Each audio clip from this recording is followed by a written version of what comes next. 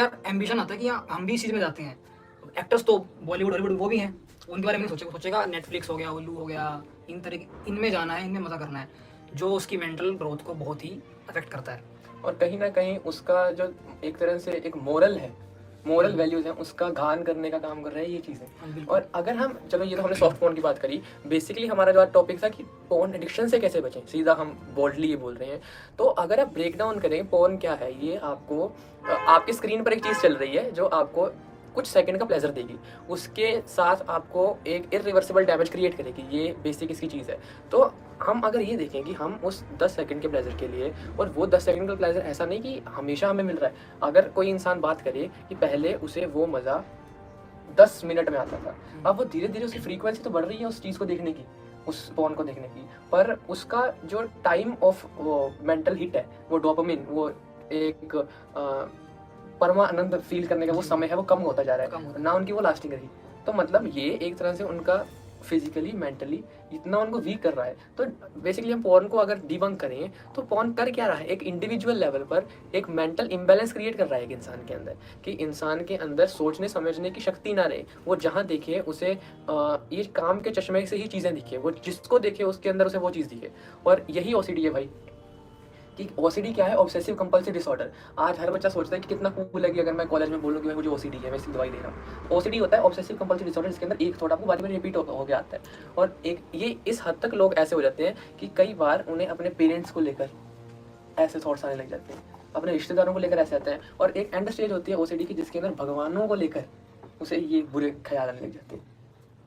और ये सिर्फ उस गलत मानसिकता कर, उस मोरल वैल्यूज के घान करके। ये हमने डिस्कस करा इंडिविजुअल लेवल पर कैसे उसका मोरल खराब हो रहा है। अगर हम सोसाइटल लेवल पर देखें तो जैसे इन वीडियोस में दिखाया जाता है कि मुझे ये चीज़ चाहिए, अगर उसके अंदर आपकी सहमति है या नहीं है मुझे फर्क नहीं पड़ता, मैं ये फोर्स इंटरकोर्स भी कर लूँगा,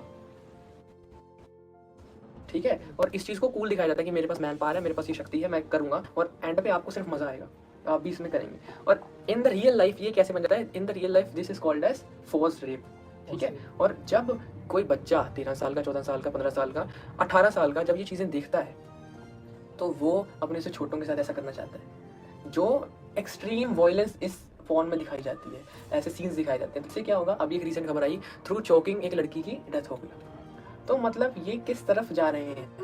और अगर आप और सोसाइटल लेवल देखें तो अभी एक रिसेंटली एक रिपोर्ट आई थी जिसके अंदर करीब 17-18 लाख लड़कियों का पिछले साल में किडनैपिंग हुआ था, और उनका कोई पता नहीं है वो कहाँ गई, कोई किसी ने आधी रिपोर्ट फाइल हुई, आधी ये भी नहीं पता लगी कहाँ गई।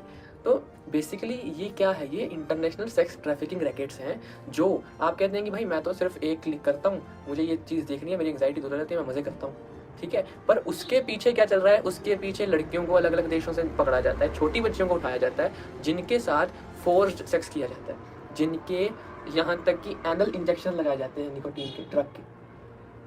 तो आप इससे समझ सकते हैं कि हमारा इसके अंदर एक है ना कि दारू बंद कर दो, है ना, लोग कहते हैं कि दारू बंद करने की जगह तुम दारू पीना छोड़ दो तो ठेके तो अपने आप बंद हो जाएंगे। इससे हम ये चीज़ समझ सकते हैं कि कैसे अगर हम ही उस चीज़ को, उस कंटेंट को नहीं देखेंगे, कंज्यूम नहीं करेंगे, अगर आज से मान लो हम सब सोच लें कि हम उस कंटेंट को कंज्यूम नहीं करेंगे, तो कौन इतना पैसा लगाएगा ये ट्रैफिकिंग करने का, कौन इतना पैसा लगाएगा वो ड्रग्स देने का।